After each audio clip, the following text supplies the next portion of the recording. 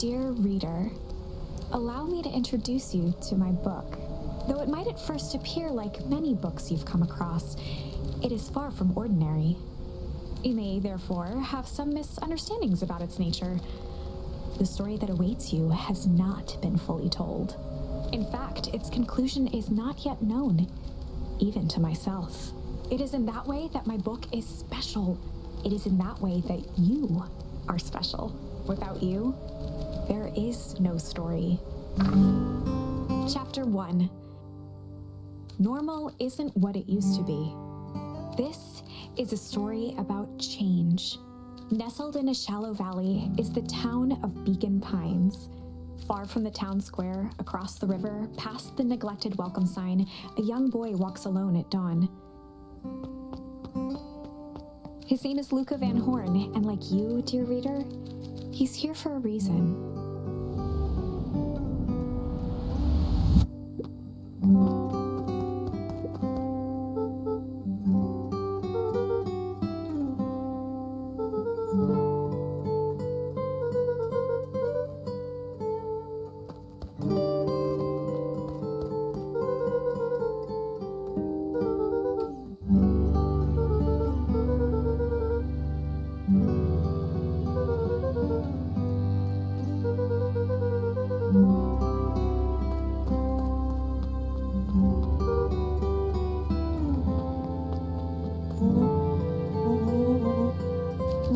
Luca's closest friend. He possessed many fine qualities, but subtlety was not one of them.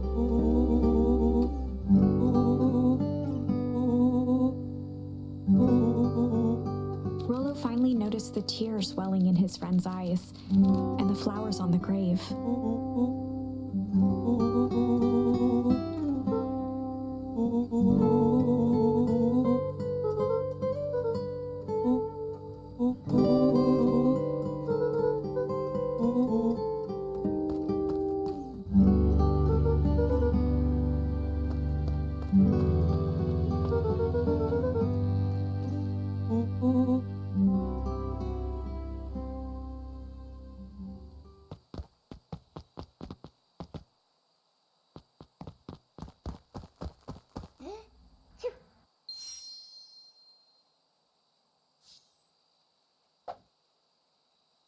Wonderful! I had a good feeling about you from the moment you opened my book. That charm is a very special thing. Very special indeed. Keep hold of it for now. Its purpose will reveal itself soon enough.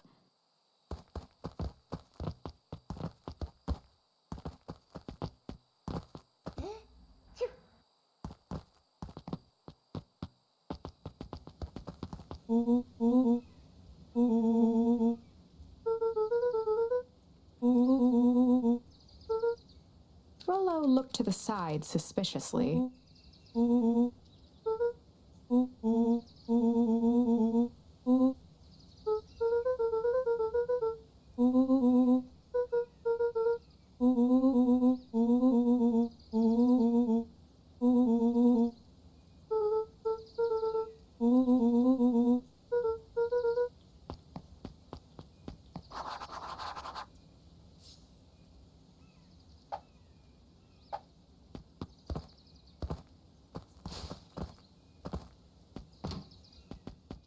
Dear reader, forgive me for this interlude. Remember that charm you found in the dandelion patch? There are more of those special charms to discover throughout Beacon Pines. They've been known to reveal themselves to those who are willing. Some of them can be found in this very house.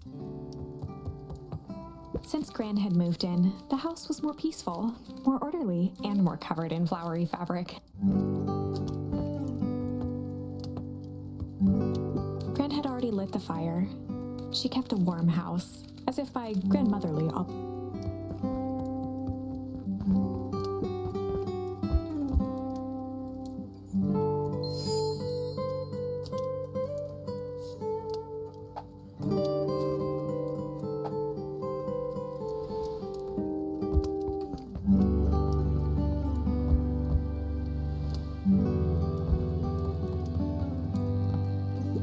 One of his father's old stethoscopes.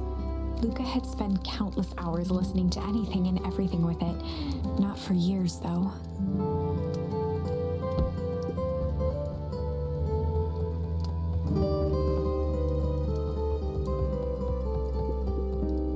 Just some dusty knickknacks.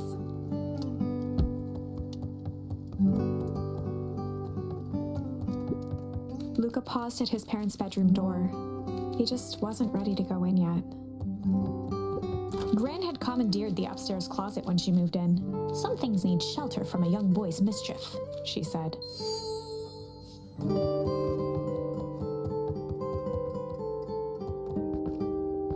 Luca tossed on his favorite old sweater. Even though it was the first day of summer, a chill still hung in the air. Gran's moving in meant that most of Luca's things had been crammed in the corner. Luca was somewhat annoyed by the situation.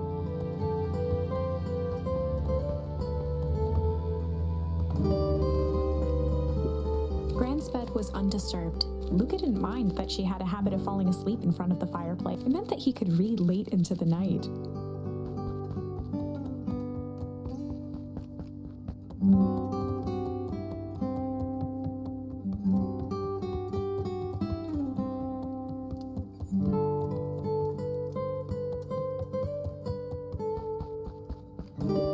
The only piece of furniture Gran had brought when she moved in was a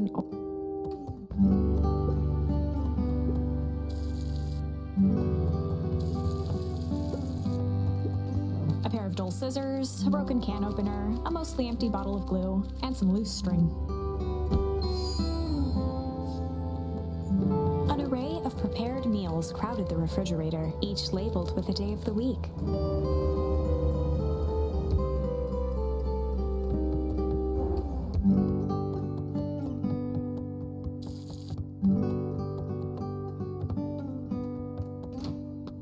Oh my, this is quite exciting. I am now certain that you are the one I've been waiting for all these years. You'll recall I was a bit coy regarding the use of charms earlier. Excuse me, I tend to have a flair for the dramatic. You are about to encounter your first turning point. There are certain times in this tale when everything hinges on a single step forth, dear reader. A sturdy old wheelbarrow.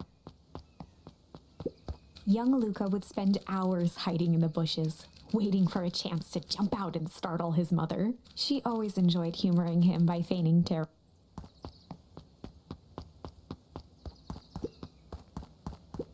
A beginner's guide to gardening laid open on the bench.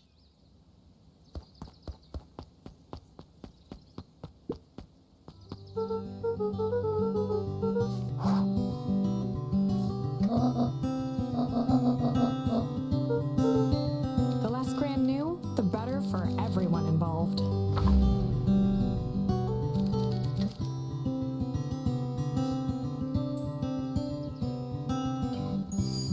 We were just gonna go chill for the day. The best lies are built on truth.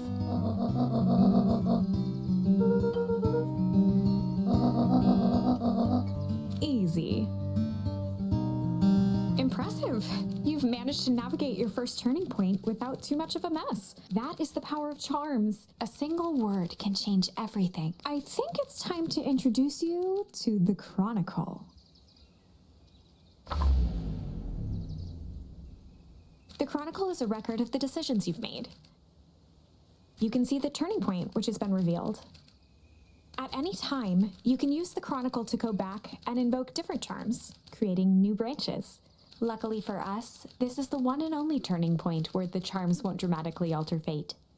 It's the perfect opportunity to experiment with rewriting things.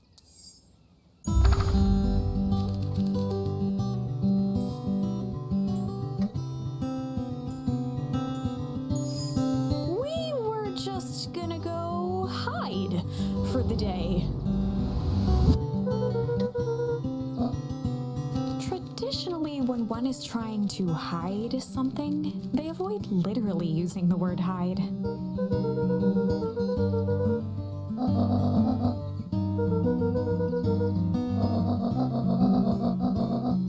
All's well that ends well.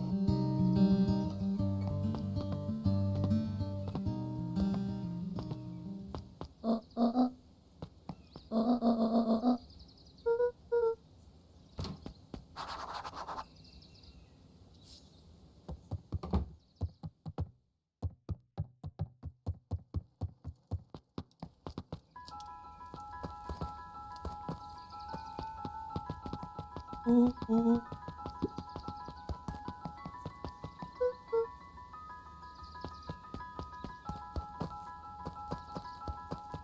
a town that saw few visitors, the welcome was perhaps more grand than necessary.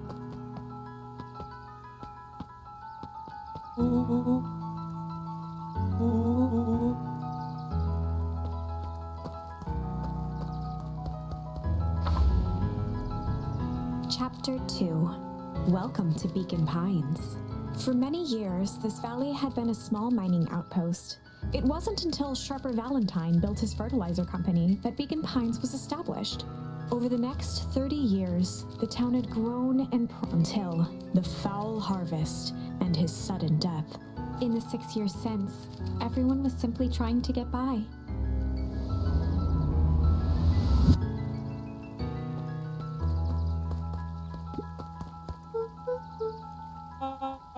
William Kerr was the CEO of Perennial Harvest Company. He had become a fixture around town over the past few years. After the failing of Valentine Fertilizer, the town was hungry to welcome a new source of employment.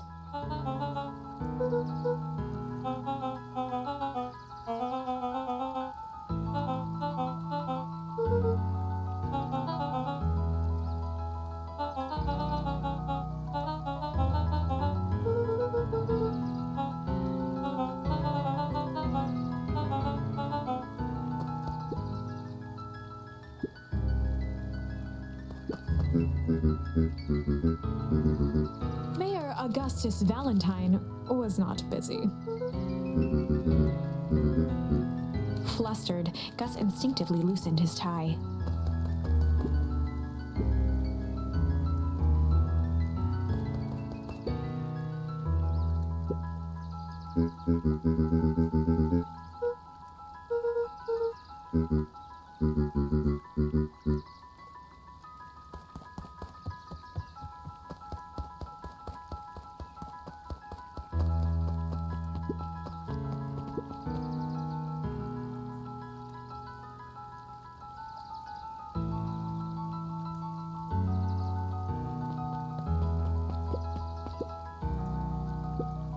Mr. Sinclair continued snoring and lifted one eyelid just enough to see who it was, a tactic he often used to avoid undesirable conversation.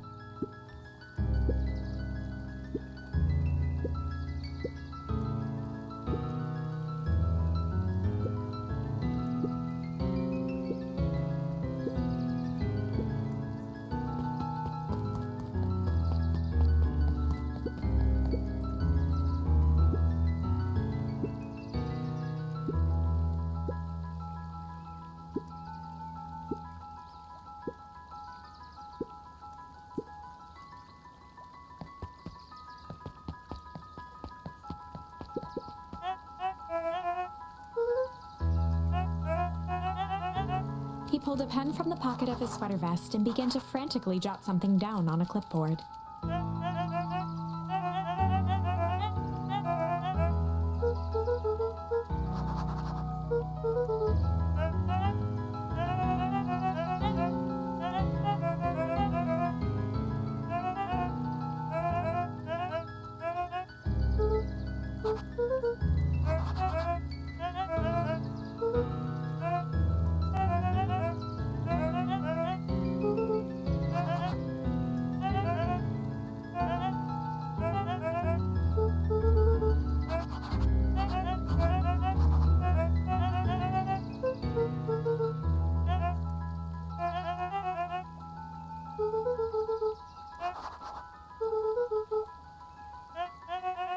Pete stopped scribbling and glanced up from the clipboard.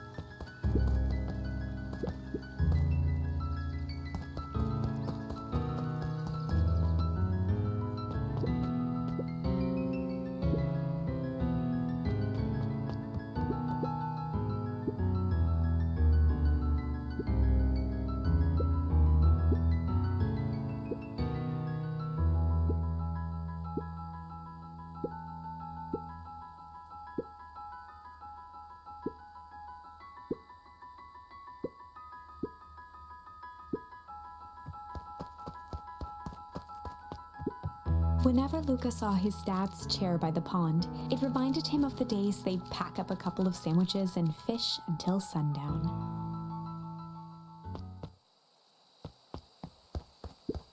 Luca opened the tackle box and picked the perfect bait.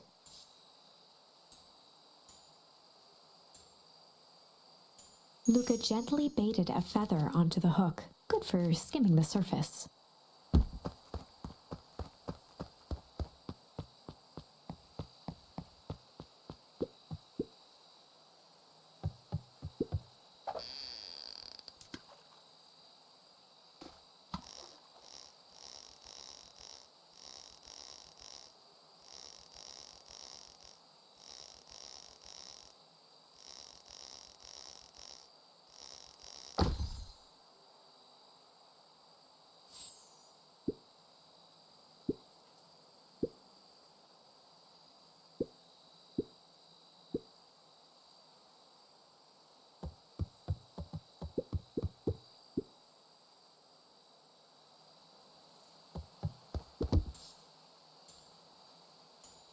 Luca gently baited a good for skimming the surface.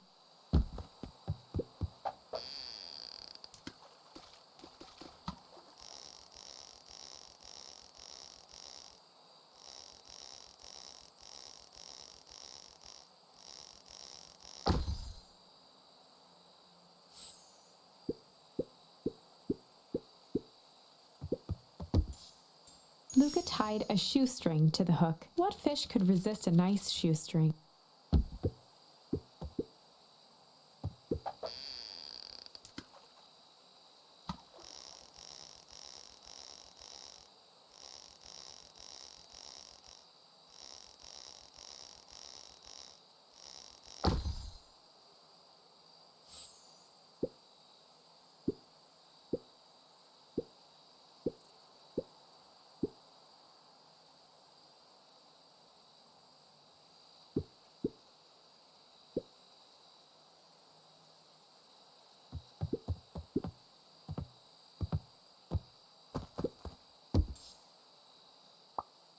Luca gently baited good for skimming the.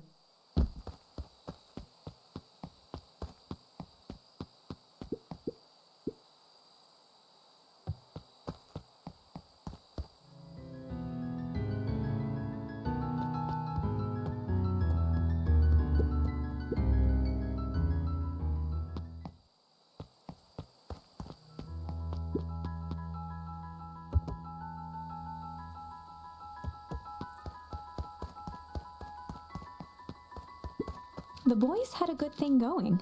As long as they kept old Jeff happy, they had an endless source of precious materials to add to the treehouse.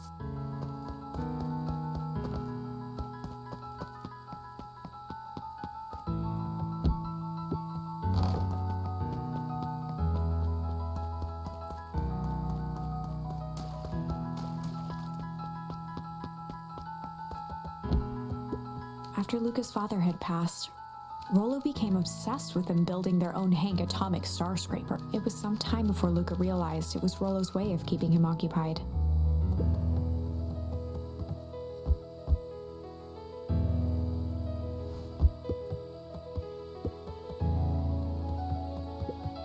On certain nights, when the clouds were just right, the boys could tune into strange patterns of static. Rollo thinks it's aliens. He always thinks it's alien. Luca's winter coat decommissioned for the summer.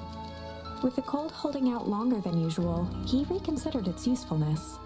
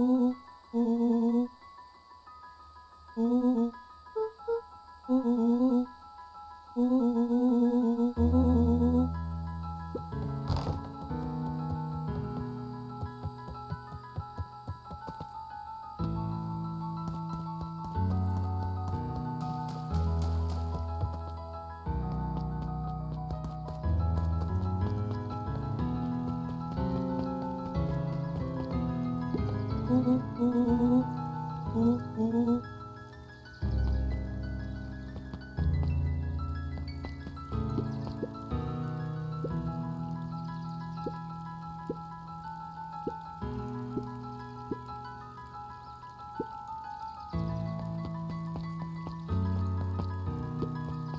Wilder ran the local paper of record, the Beacon Beacon.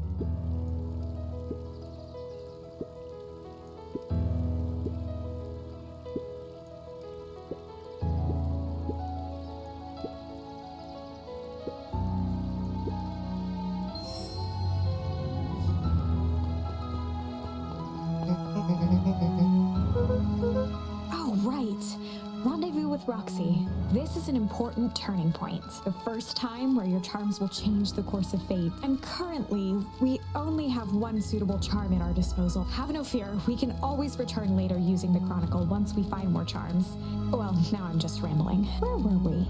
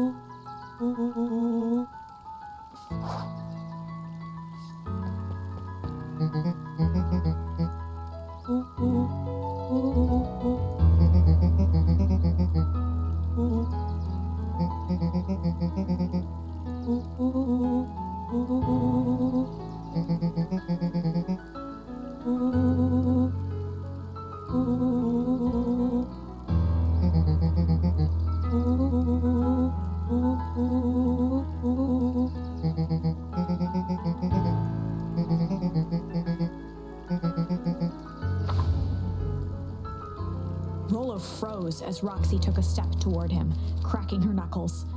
Luca knew he had one chance to save his friend from being dragged home.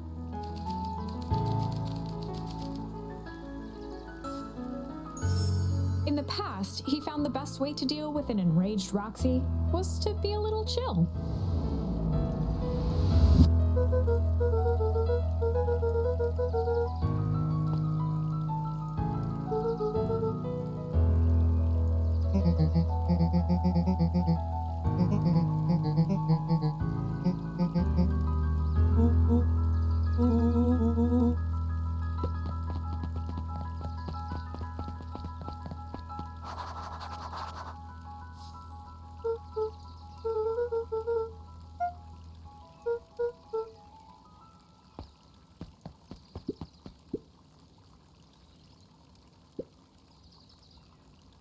A bit much, if you ask me.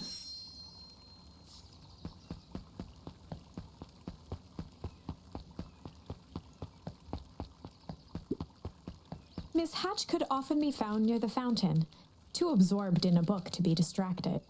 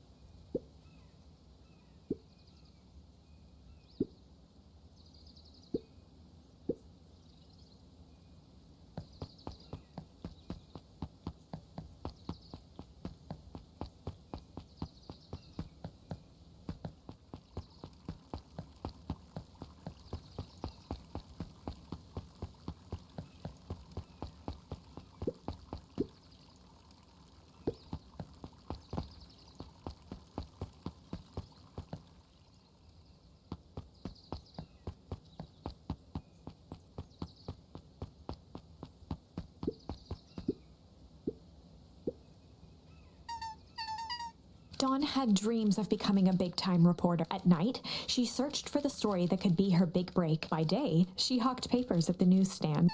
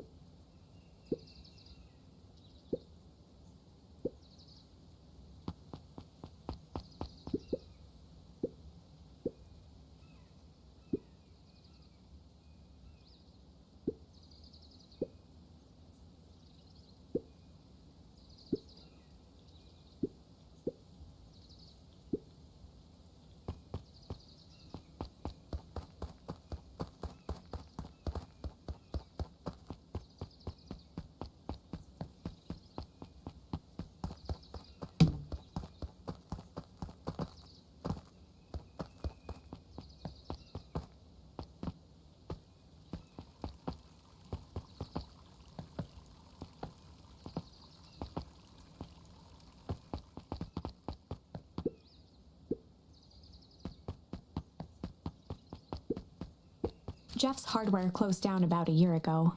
The effects of the foul harvest stretched wide. When there are no crops in the field, tractors don't need fixing.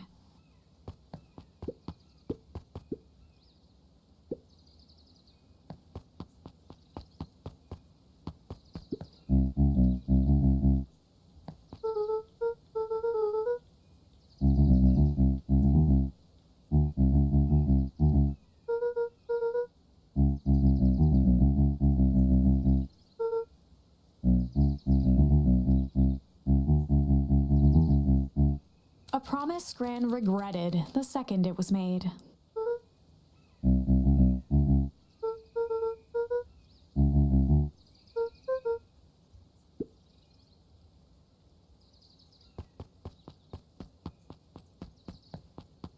The phone booth was brand new. Part of Perennial Harvest's Beacon Pines Reborn. It didn't see much use.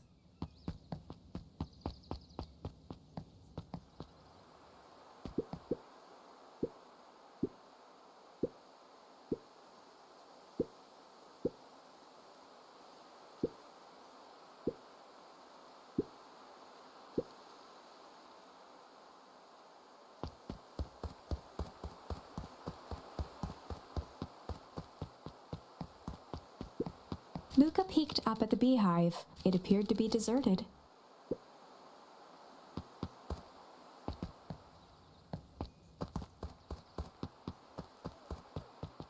The path led into a small hollow at the edge of Weepwood.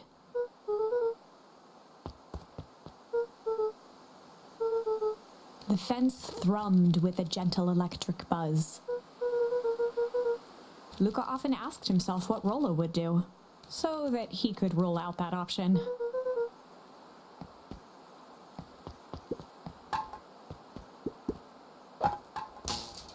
As sparks flew from the fence, the light atop that section shut off. 2 bulbs remained.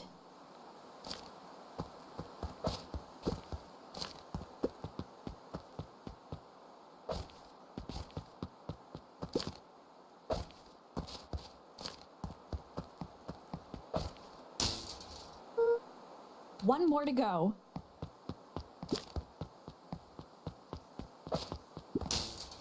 The fence's buzzing gave way to silence.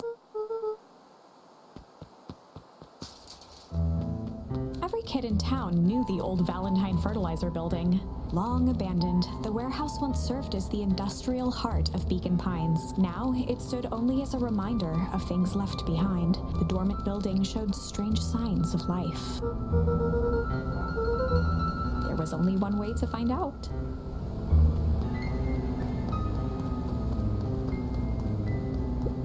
The water looked almost diseased. It flowed slowly into the woods.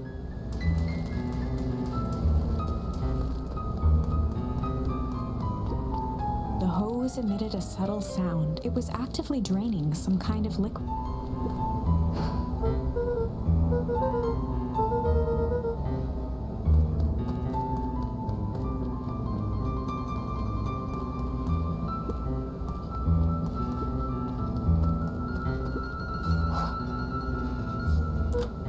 Luca thought he heard faint sounds coming from the other side of the door. He pressed his ear against the cold metal to hear better.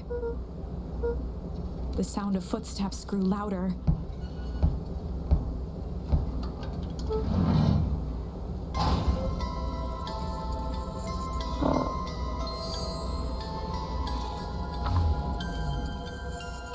The heavy steel door knocked Luca to the ground. Disoriented, he looked up to see an imposing figure silhouetted in a green glow. It lunged toward him. He tried to scramble away, but felt a gloved hand latch onto his ankle. Luca watched his fingernails leave trails in the dirt as the hand slowly dragged him back through the door into the lab.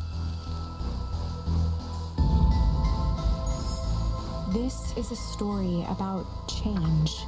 It was far from the sort of change Luca imagined for himself, but change is, after all, a dangerous animal. The end?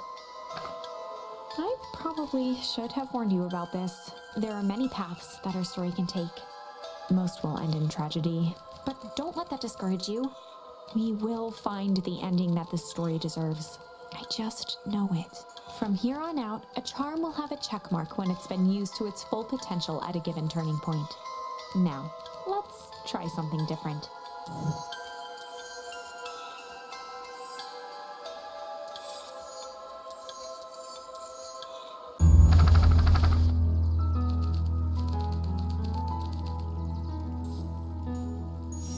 In the past, he found the best way to deal with an enraged Roxy was to be a little shit.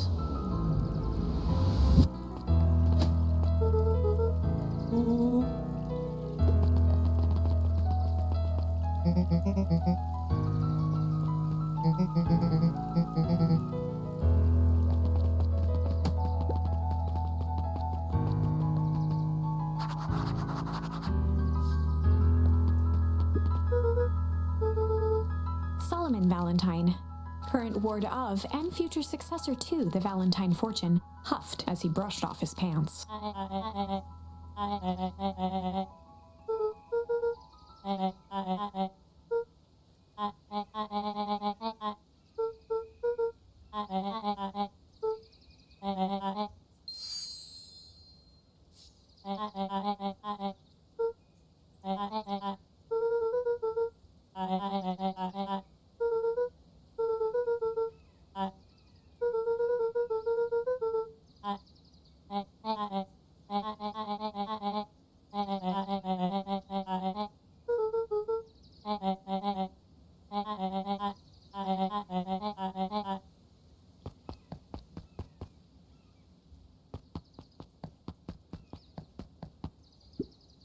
Solomon trifled a gesture toward the approaching heiress fell.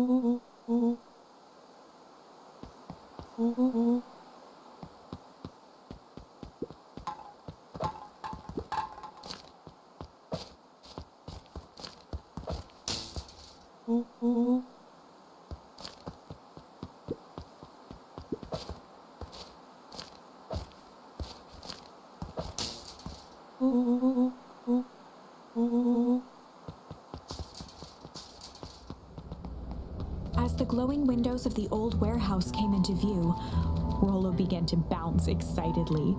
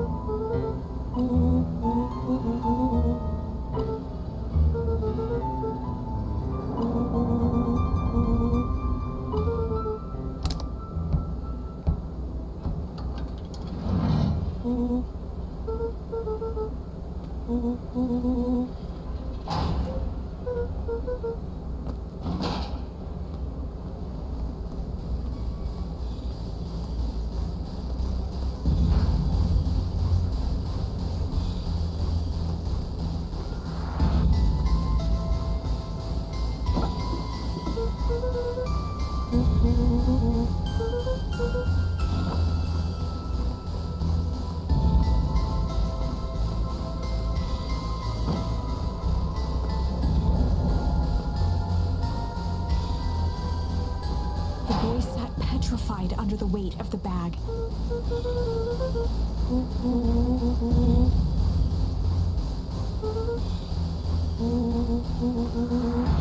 Rollo felt around at the large sack which Bert...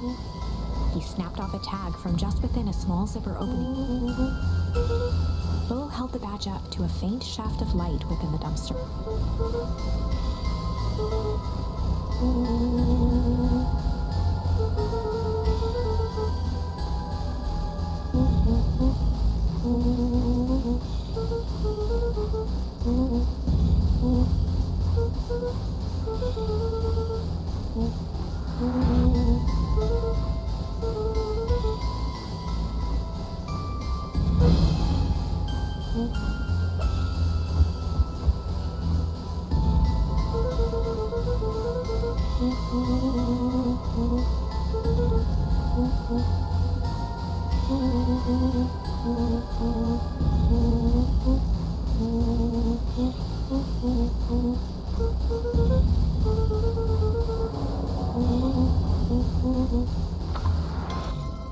Lucas sat in the dark, tracking the sound of Rollo. 1, 2, 3.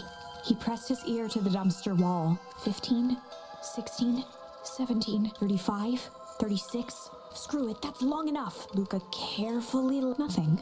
No sign of Rollo. No sign. Time to haul ass. Luca clambered from the dumpster, stumbling to his knees. He was up like a shot and running, sprinting toward home as Beacon Pines flew by, blurred by the tears that he wouldn't remember getting home at all then. Throwing his front door open, storming up the stairs to his room and surrendering to sleep. Chapter 3. Finding a Friend. The next morning, it was quieter than usual at the breakfast table. Only the sound of silverware and chewing interrupted the awkward silence.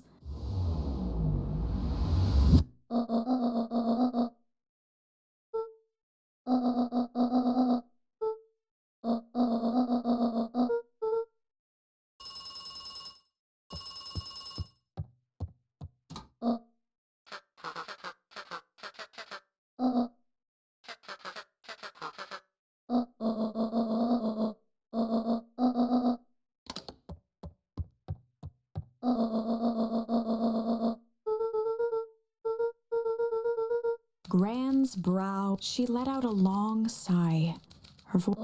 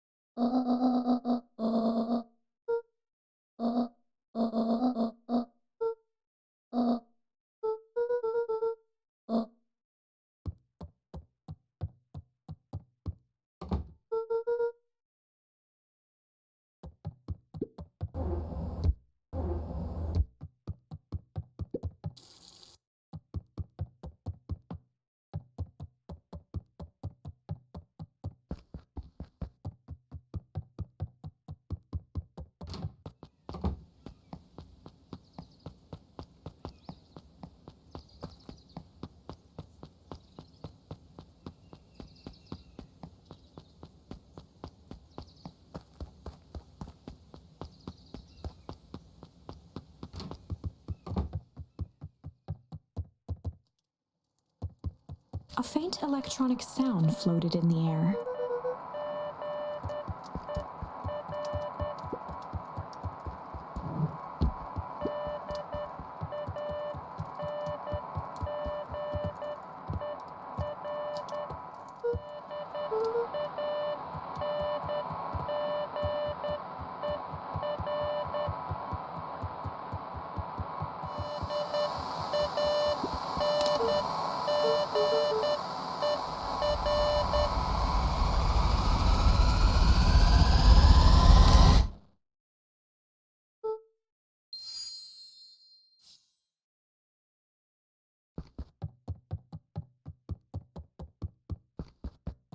Luca glanced at the now. He wasn't sure what to think.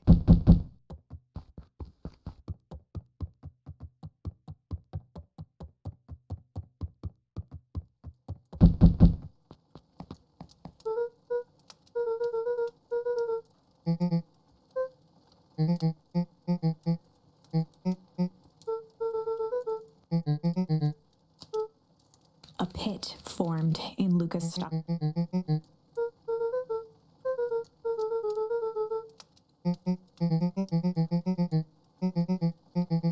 Luca's mouth felt dry.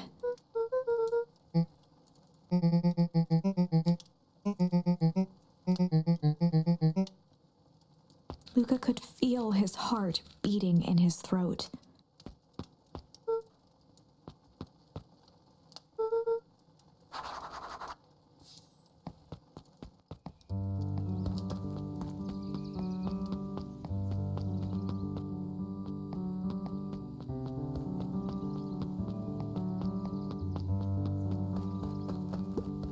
The road leading to Beacon Pines was long and a sort of natural barrier for the impatient.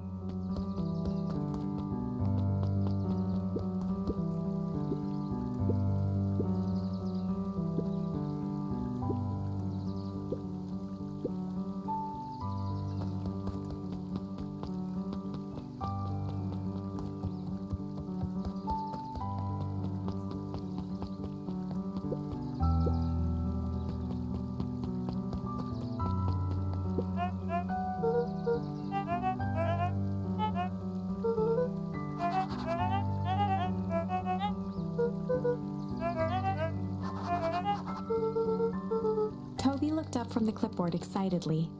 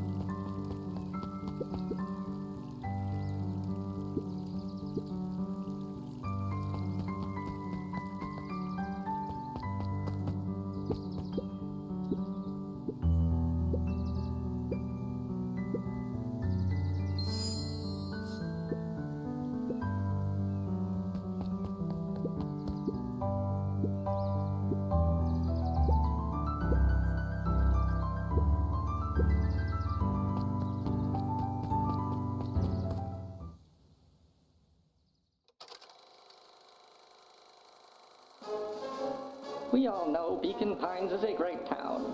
What you may not know is great towns grow from mighty roots. And that is why you cannot tell the story of Beacon Pines without telling the story of one Sharper Valentine.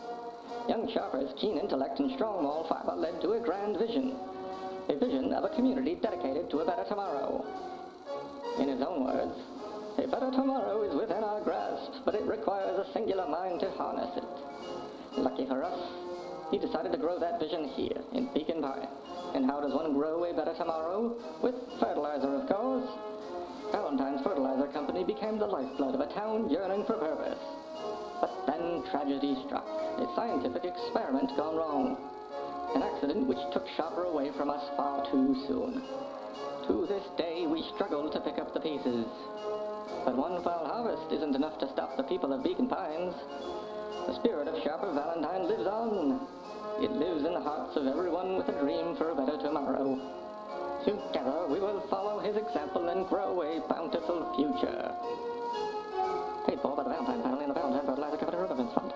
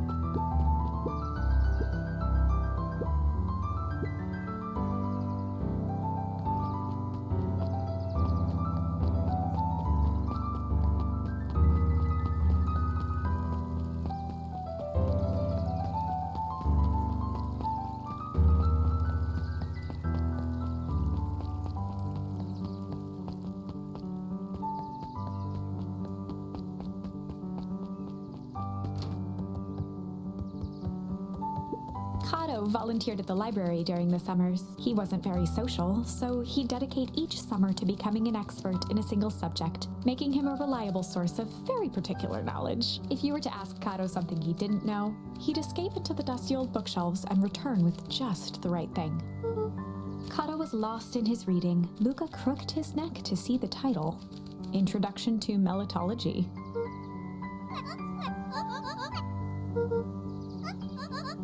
He gestured to the shelves.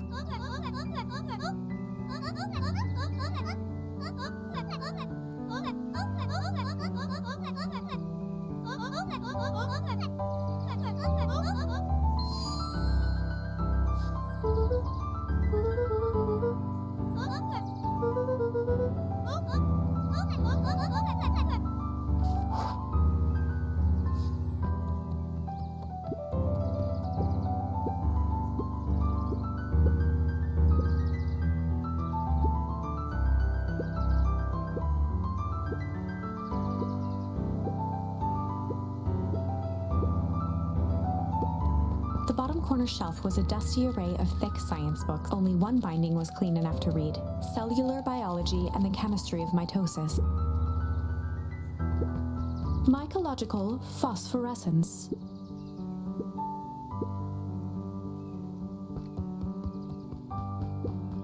The entire top level of the library was devoted to comics, most of which were Hank Atomic and the myriad of lesser revered spin-offs.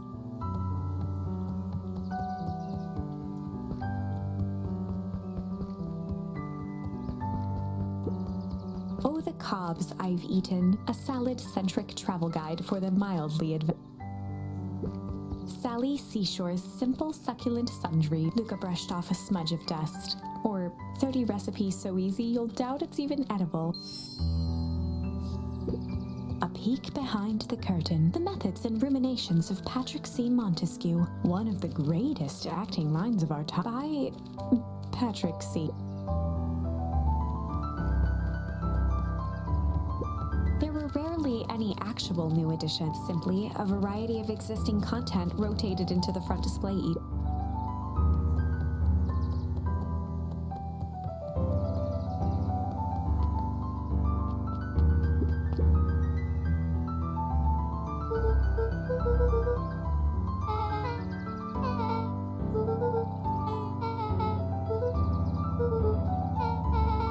Beck's family moved often, giving her little time to establish any real connections. She would tell you she prefers it that way.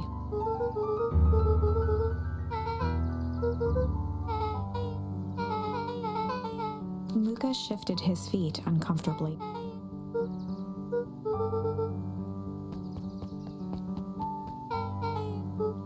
Beck pulled a coin from her pocket.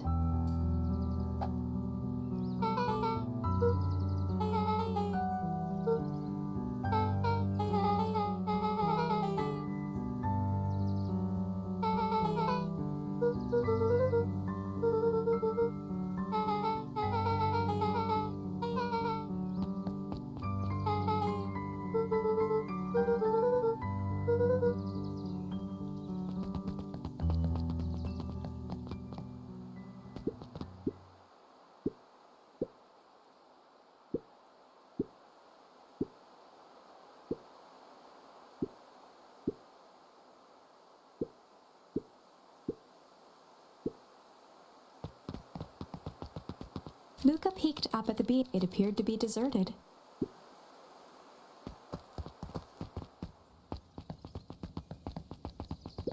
The Valentine mansion loomed over every other building, both figuratively and literally. After the foul harvest destroyed their wealth and reputation, the Valentines shuttered off their estate from the rest of town.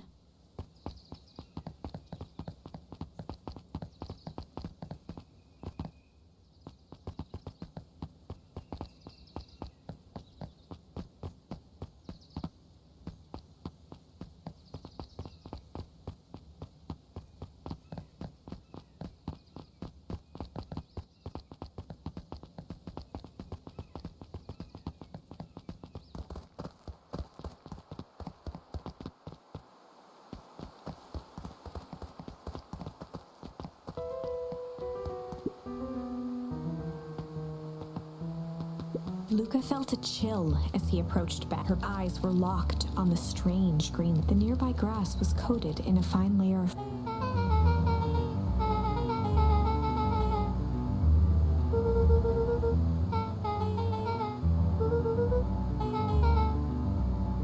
Luca watched as Beck dipped a broken tree branch into Beck's eyes widened as flowers grew. First small buds, which quickly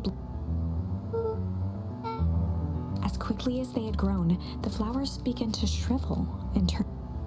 Beck dropped the stick with a grunt of disgust.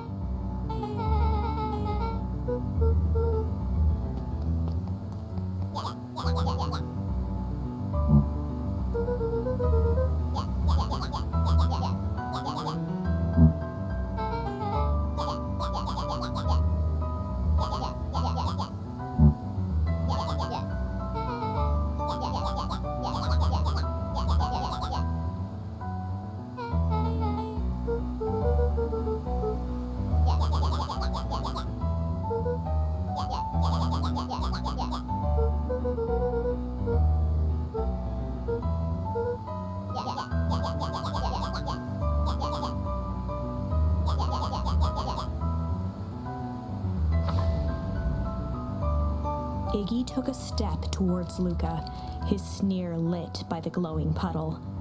Beck could see tears welling in Luca's eyes, his fists clenched. Some things about Beacon Pines were very different from the city, but a bully from a hayseed town is really no different from a city bully. Beck took a deep breath and thought.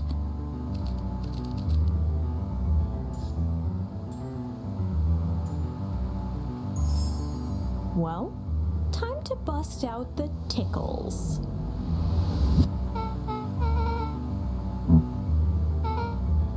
Beck lunged forward and began to tickle under Tish's arm.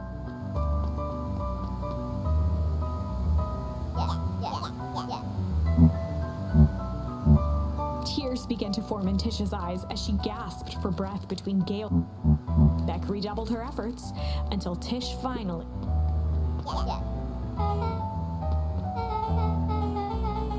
Iggy's eyes darted around, a realization dawning on his face that he was now outnumbered. Iggy kicked at the puddle before making his...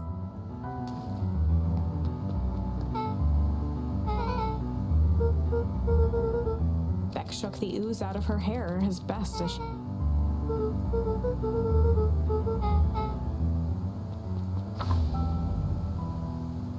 Chapter 4. The Best Policy. Luca paused for a moment, catching his breath. He'd only just met Beck, and somehow he already managed to drag her into this mess. Hopefully he could make it up to her. But finding Rolla was his primary concern.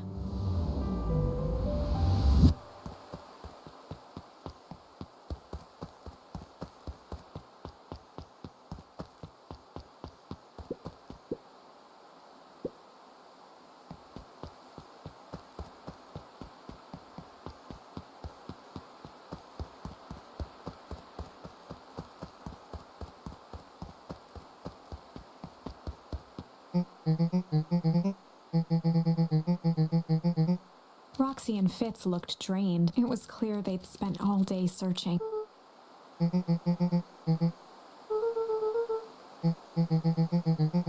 Roxy's temper could often be dismissed as the impatience of an older sibling, but this was the most intense Luca had ever seen her. Her eyes were wild and unfocused, looking straight through.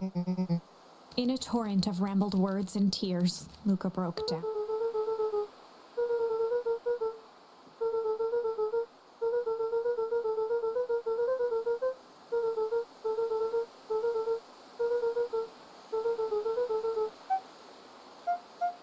Roxy, still exhausted and angry, softened briefly as her eyes hunted the ground, and with a determined sigh, she looked up at Luca. Roxy drew herself up.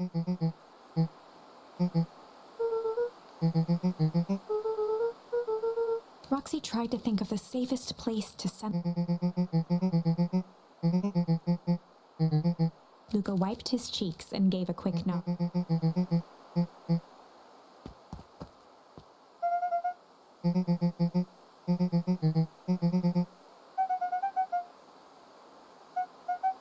Looking into the puddle, Roxy rubbed her arms to warm up.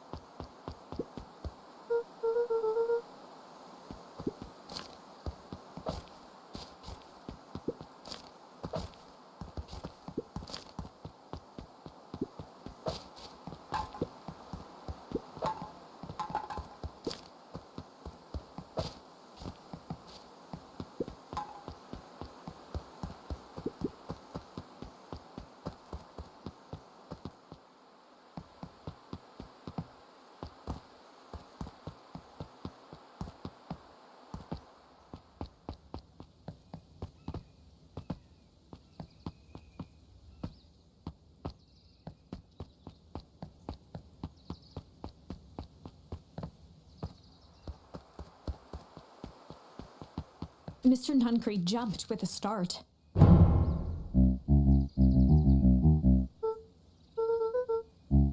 Luca motioned to the phone booth.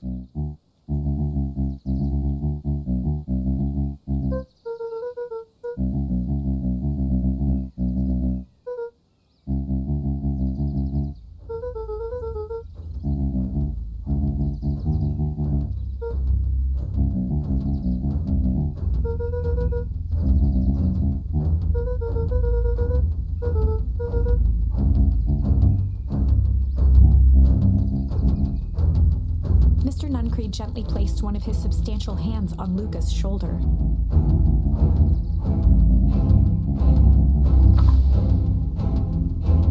Luca peered up at Mr. Nuncreed. Kind eyes warmed a stern face. There was a deeper emotion hiding beneath it all.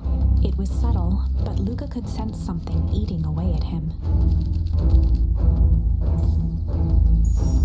There was a shame lurking behind those eyes. A deep sadness. If Mr. Nuncreed was that worried about Rollo, maybe he could help. Mr. Nuncreed raised an eyebrow.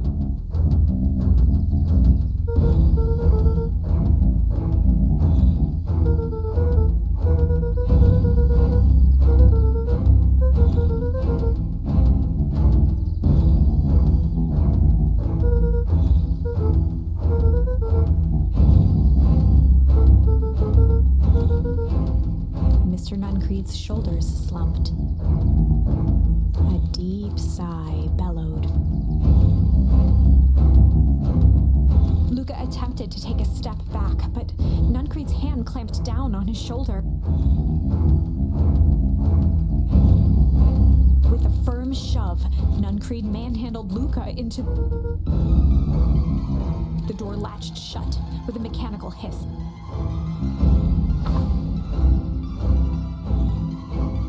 As Luca pounded the glass, the floor dropped from under his feet.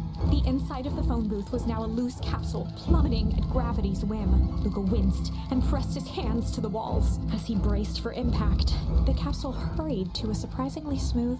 He felt a cold rush of air and opened his eye. Two large figures in hazmat suits occluded his view. Luca heard the deep, resigned voice of Mr. Nuncreed over an intercom. He knows too much. The end. Wait. No. This isn't the end. I know there's still much more. Somehow this went wrong. Okay, let's try something else.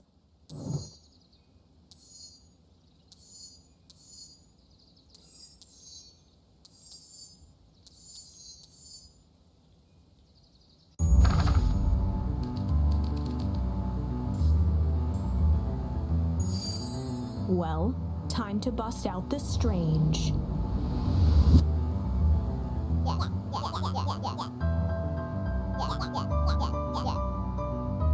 Beck stared in silence, the only sign of life being the twitch of an eye.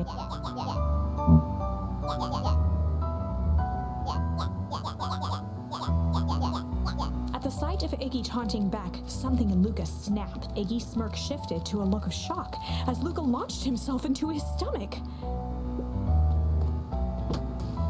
Iggy's clothes were drenched in the glowing ooze. Iggy's voice began to slur as he struggled to get.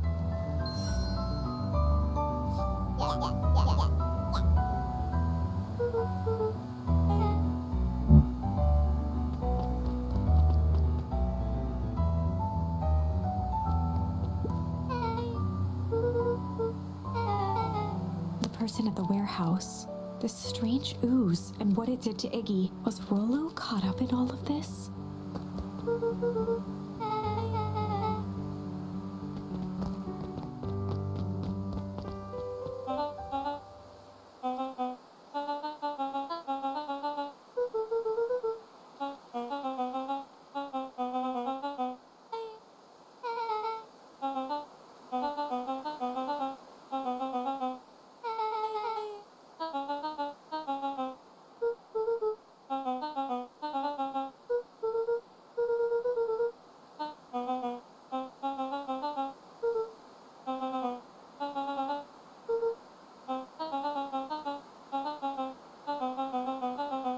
Beck glanced toward Luca.